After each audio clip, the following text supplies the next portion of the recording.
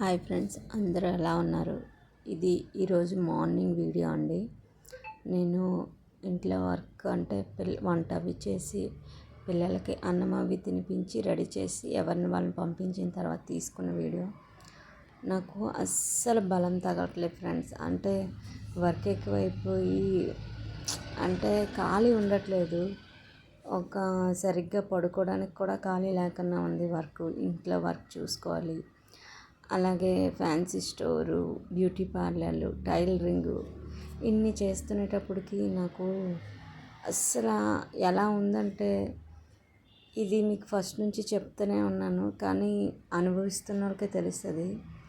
రేపు పూజ చేయగలనో లేనో కూడా నాకు తెలియట్లేదు ఫ్రెండ్స్. అంత ఇదిగా ఉంది నా బాడీ అయితే. అస్సలు నాకు సహకరించలేకపోవట్లేదు. కానీ షాప్స్ ఓపెన్ చేయకపోతే అవ్వదు, ఎందుకంటే ఇప్పుడే కదా సీజను, తప్పదు, ఓపెన్ చేయాలి ఖచ్చితంగా. నాకు ఈ వేళ్ళు అనేవి ఉన్నాయి కదా, అస్సలు బలం తగ్గట్లేదు, ఏ పని చేయలేకపోతున్నాను. అలా ఉంది బాడీ అంతా, అదొకలాగా అయిపోతుంది. అంత నీరసంగా, అంత డల్గా ఉంది. ఎందుకో చెప్పాలనిపించింది. ఇప్పుడు మీకు నేను రాత్రి చేసిన వీడియో కూడా యాడ్ చేస్తున్నాను, చూడండి. ఇది నిన్న నైట్ వర్క్ చేసుకునేదండి. ఫ్యాన్సీ స్టోర్ వర్క్ ఎలా ఉంటుందంటే, మీకు తెలుసు ఫ్యాన్సీ స్టోర్ ఏంటంటే గాజులని ఒక్క డజన్ గాజులకైనా వాళ్ళు ఏవి కావాలంటే కింద నుంచి అయినా తీసి మనం ఇవ్వాలి కదా. అలాగే తీసి అన్నీ సర్దుకోవడం, ఎందుకంటే అవి లూజ్ అయిపోయేవి. అంటే అందరికీ ఇప్పేసి చూపిస్తాను కదా, అవి టైట్గా పెట్టకపోతే గాజులు పగిలిపోతాయండి, చాలా లాస్ అయిపోతుంది. ఇంకా ఈ వర్కులు చేసుకుంటూ కొంచెం పార్లర్కి ఖాళీ దొరికింది. ఇంకా ఫ్యాన్సీ స్టోర్ సర్దుకుందామని వచ్చాను నేను. ఫ్యాన్సీ స్టోర్ అవి లూజ్గా ఉంటే పాడైపోతాయని. ఇంకా టైలరింగ్ అయితే నేను అస్సలు చేయలేకపోయాను. ఓపిక అనేది అస్సలు లేదు ఫ్రెండ్స్. ఫ్యాన్సీ పార్లర్ వర్కే చేశాను. పార్లర్ వర్క్ అంటే మరి తప్పదు, అది చెయ్యాలి ఖచ్చితంగా. ఐబ్రోస్లు, హెయిర్ కట్లు అవి చేశాను. చేసిన తర్వాత నైట్ అనమాట ఇది. నైట్ ఇంకా ఎక్కడక్కడ అలా చూడండి, చండాలంగా కనిపిస్తుంది కదా. ఇంకా నీట్గా సర్దుకుందామని ఒక్కొక్కటి తీసి ఇంకా దేనికి తగ్గట్టు ఆ లైన్లో పేర్చుకుంటున్నానండి. పేర్చుకొని మళ్ళీ లూజ్ అయిపోయిన గాజులు, బ్యాంగిల్స్ అవన్నీ కట్టుకుంటున్నాను. కట్టేసుకొని అన్నీ చేసి ఇంకా ఫ్యాన్సీ పార్లర్కి ఎవరో ఒకరు వస్తారు కదా, నేను ఏంటంటే కంగారుకి ఇది బేగి సర్దేసుకుందాం, చూడడానికి అసలు బాగాలేదు, నీట్గా కూడా లేదు కదా అనుకొని నేను ఫ్యాన్సీ స్టోర్ వర్క్ అయిపోయిన తర్వాత పార్లర్ వర్క్ చేసుకుందాం అనుకున్నాను. అయితే నాకు ఇది సర్దుకొని అన్నీ పెట్టేలోపు కొంచెం అటువైపు ఉన్న అట్టలు మొత్తం పడిపోయావండి. మరి అందులో పగిలిపోయేవో లేవో అవేవి నేను అంతగా అబ్జర్వ్ చేయలేదు. అవన్నీ ఉంచాను. ఆ తర్వాత తీసి ఇంకా ఇవన్నీ ఒక దగ్గర పెట్టిస్తే ఇంకా పార్లర్ వర్క్ చేసుకుందామని అనుకొని మొత్తం సర్దుకొని పెట్టేసుకున్నాను. ఈలోపు మళ్ళీ సేమ్ సిచ్యువేషనే జరిగింది నాకు. ఫ్యాన్సీ స్టోర్కే కస్టమర్స్ వచ్చారు. మళ్ళీ ఎలాగైతే సర్దానో గాజులన్నీ అలాగే తీయాల్సి వచ్చిందండి. ఎందుకంటే సైజెస్ ఎక్కడ ఉంటాయో తెలియదు. అందులో కస్టమర్స్కి ఏం కలర్లు నచ్చుతాయో కూడా తెలియదండి. ఫ్యాన్సీ స్టోర్ వర్క్ అయితే చాలా ఉంటుంది. ఎవరైతే ఫ్యాన్సీ స్టోరు అందులో బ్యాంగిల్స్ ఎవరైతే రన్ చేస్తున్నారో వాళ్ళకి తెలుస్తుంది నేను చెప్పే ప్రాబ్లం. తీసేయడం అయితే తీసేస్తాము, సర్దుకొని ఆ గాజులన్నీ కట్టేటప్పటికి చుక్కలు కనిపిస్తాయి. నేను అలా కవర్లో పెట్టేసుకుంటున్నానండి, ఎందుకంటే డస్ట్ పట్టేస్తుంది. డస్ట్ పట్టేసాయంటే బ్యాంగిల్స్ పాడైపోతాయండి. అందుకని అదిగోండి ఆ చివరి లైన్లో ఉన్న బ్యాంగిల్స్ అన్నీ పడిపోతే ఇంకా సర్దుకుందాము అని సర్దేసుకుంటున్నాను. అలాగే నేను పార్లర్ది అయితే ఏమీ రికార్డ్ చేయలేదండి. అసలు ఏది రికార్డ్ చేసే అంత టైం కూడా నాకు లేదన్నమాట. ఖాళీ లేకపోవడంతో రికార్డ్ చేయలేదు. ఈలోపు కస్టమర్స్, అలాగే అక్కలండి. ఈ ఎల్లో డ్రెస్ అమ్మాయి నా ప్రాణ స్నేహితురాలు, వాళ్ళ అక్క, నాకు కూడా అక్క, సొంత చెల్లిలా చూస్తుంది, చాలా మంచిగా చూస్తుంది, ప్రాణం పెట్టేస్తుంది. నాలాగే అక్కకు కూడా చాలా కోపం. అంటే ఉన్నట్టు మాట్లాడే వాళ్ళకి శత్రువులు, అలాగే వాళ్ళు ఎవరికి నచ్చరండి. ఇప్పుడు నేనున్నాను, మొహం మీద కొట్టినట్టు చెప్తే ఎవరికి నచ్చుతుందని చెప్పండి. అలా అనమాట. సేమ్ అక్క కూడా అంతే.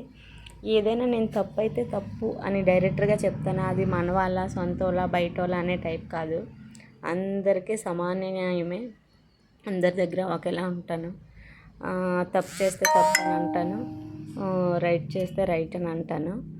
అయితే ఇంకా అవుతుంది, ఇంకా కష్ట సుఖాలు మాట్లాడుకుంటున్నాం. చాలా రోజుల తర్వాత వచ్చింది అక్క.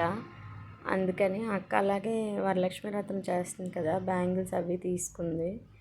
తర్వాత ఏమొచ్చి ఇంకా బ్యాంగిల్స్ అవి తీసుకున్న తర్వాత ఇంకా అలా మాట్లాడుకుంటున్నాము. మాట్లాడుకొని నేనైతే ఇప్పుడే సర్దానక్క, చెప్తున్నాను ఎలా ఉంది బిజినెస్ అయ్యిందంట.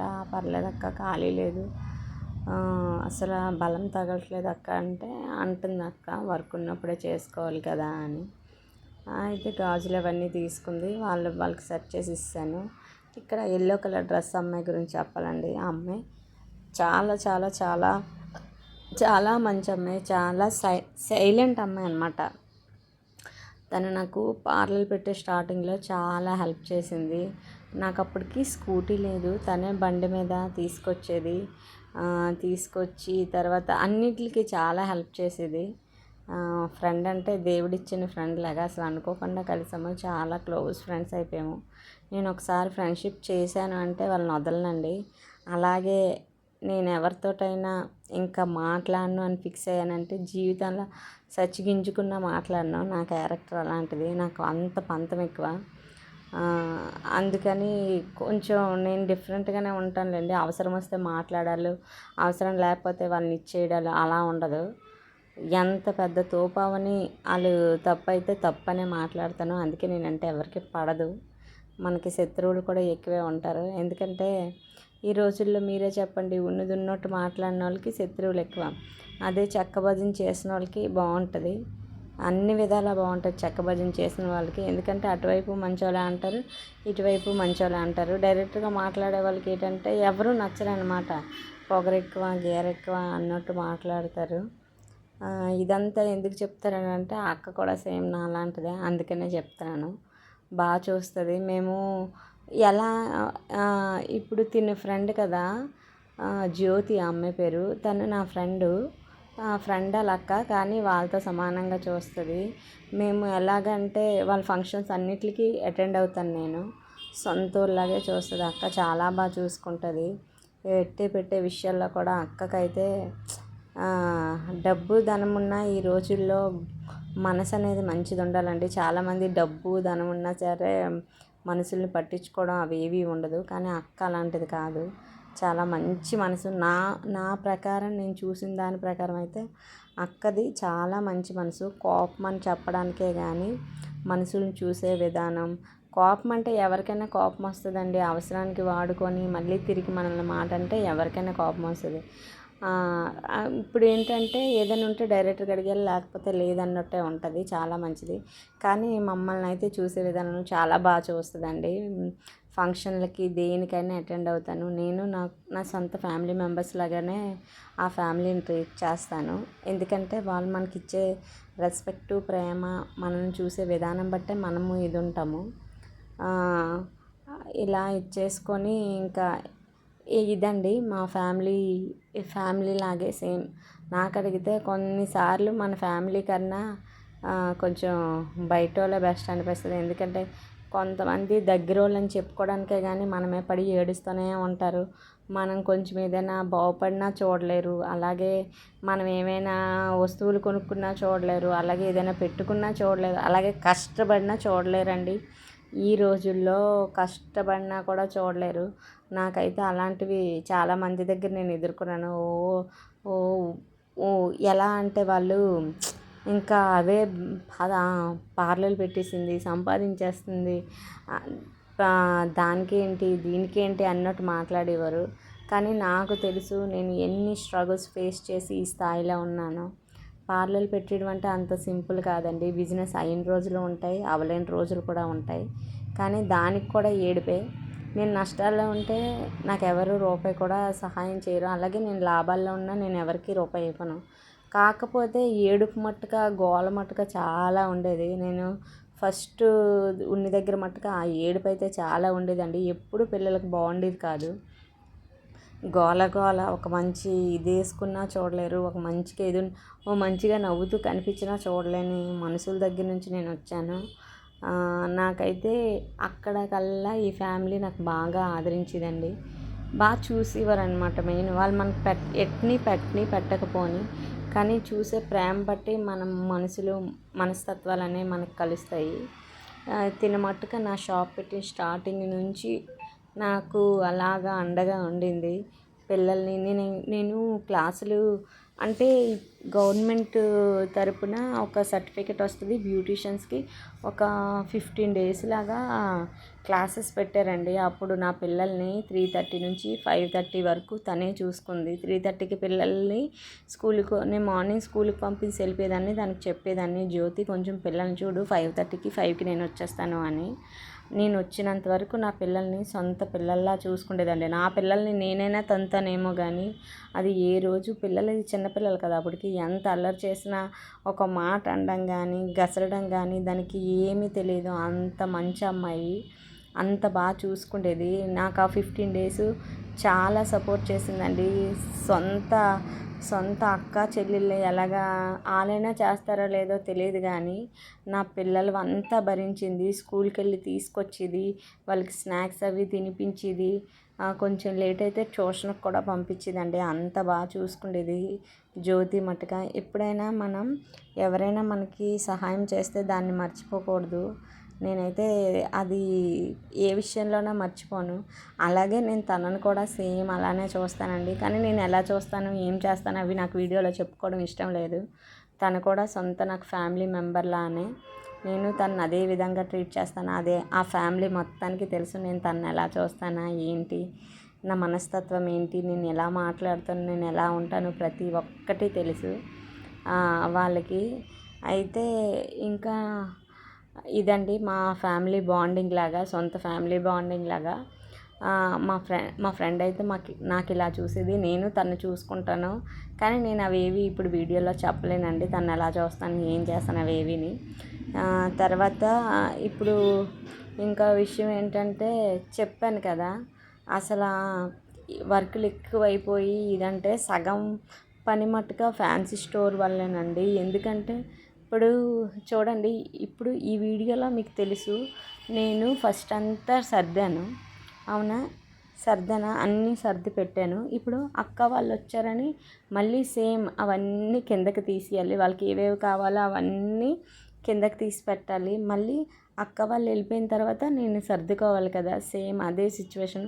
అంటే కిందకి పెట్టడం, మీదకి తీయడం, మీద పెట్టడం, కిందకి తీయడం, ఇలా అవ్వడం వల్ల నాకు కేవలం దానివల్లే ఎక్కువ టైర్డ్ అయిపోతున్నానండి. అదిని టైలరింగ్ వల్లే ఎక్కువ టైర్డ్ అయిపోతున్నాను. దానివల్ల నాకు బాగా వీక్ అనిపించేస్తుంది. ఖాళీ ఉండట్లేదు, నిమిషం ఖాళీ దొరకట్లేదు. అయితే నేను ఇంకా అక్కలతో చెప్పాను, ఎలా చేసుకుంటున్నావే అన్నీ అని చెప్పాను. అక్క ఎంత ఉన్నాయి, ఈ 2 days కదా, తర్వాత మళ్ళీ ఏముండదు, బిజినెస్ మొత్తం డల్ అయిపోద్ది అక్క, ఇవి ఉన్నప్పుడే చేసుకోవాలి కదా అంటే చెప్తుంది. అక్క ఆరోగ్యం జాగ్రత్త, హెల్త్ కూడా చూసుకో, అసలు ఎప్పుడు బాగోదు అంటావు కదా అని. ఈలోపు మేమన్నీ ఒక దగ్గర కూర్చున్నామంటే మీకు తెలుసు కదా, ఆడవాళ్ళు ముచ్చట్లు పెట్టుకుంటారు. అలాగా కొంచెం ముచ్చట్లో మునిగిపోయి అటు ఇటు తిరిగి కొంచెం ఉంటాయిలేండి ఫన్నీ మూమెంట్స్, అవన్నీ కొంచెం మాట్లాడుకున్నాం. ముందంతా నవ్వానులేండి, ఇదిగోటి ఇప్పుడు నవ్వుతున్నాను దాని గురించే. కొంచెం అక్క బాగా మాట్లాడుతుంది కదా, చెప్పి అంటుందనమాట, రోజుకో చీర కడుతున్నావు, అసలు నువ్వు కట్టేదానివి కాదని చెప్పాను అక్కకి. అంతా యూట్యూబ్ వల్లే నాకు, కానీ ఫోన్లో ఎలాగైనా చూస్తున్నాము, నువ్వు అసలు చీర కట్టినా బయటికి వచ్చేదానివి కాదు కదా అని అంటుంది. అప్పుడు నేను అడిగాను, మరి లైక్లు అవి కొడుతున్నావని. దాని చల్లకి అవ్వట్లేదంట, అదే చెప్పింది. అంటే ఏదో జీమెయిల్ ఏదో లేదండి, ఐడి లేదు, అందుకనే అవి ఏవి చేయడానికి అవ్వట్లేదు. ఈలోపు నా ఫ్రెండ్ ఉంది కదా, దానికి చెప్పాను, అది చూసింది. ఇద్దరము చేసాము, కానీ మేము పెద్ద ఎంబీబీఎస్ స్టూడెంట్లం కదా, మా ఇద్దరికి తెలియలేదు. జీమెయిల్ క్రియేట్ చేస్తే కానీ అది అవ్వదు, లైకులు కొట్టడానికి, సబ్స్క్రైబ్ చేయడానికి కూడా అవ్వదు. అక్క వీడియోస్ చూస్తుంది కానీ లైక్ కొట్టడానికి అవ్వదు, అలాగే సబ్స్క్రైబ్ కూడా చేయడానికి అవ్వదండి. అయితే ఇంత ఇంత కష్టం ఎందుకు పడుతున్నానంటే కేవలం నా ఫ్యామిలీ కోసమేనండి. నా పిల్లలు, నా భర్త, కేవలం దీనికోసమే కష్టపడుతున్నాను. దేవుడు నాకు ఎలా చూస్తాడో నాకైతే ఒక ముక్క అర్థం అవ్వట్లేదు, కానీ అది తెలియట్లేదు. కానీ ఇప్పుడైతే నేను 10 సంవత్సరాలు బట్టి చాలా చాలా ప్రాబ్లమ్స్ ఫేస్ చేస్తున్నాను, కానీ అంతే డేరింగ్గా నేను నిలబడుతున్నాను. నాకు ఇంకా ప్రాబ్లమ్స్ వచ్చినా పర్వాలేదు, బలంగా ఎదుర్కొనే ధైర్యాన్ని ఇస్తే చాలు. ఓకే అండి, సరేనా? ఇంతవరకు చూశారు కదా నా ఛానల్ని. లైక్ చేయండి, షేర్ చేయండి, సబ్స్క్రైబ్ చేయండి ప్లీజ్. ఓకే.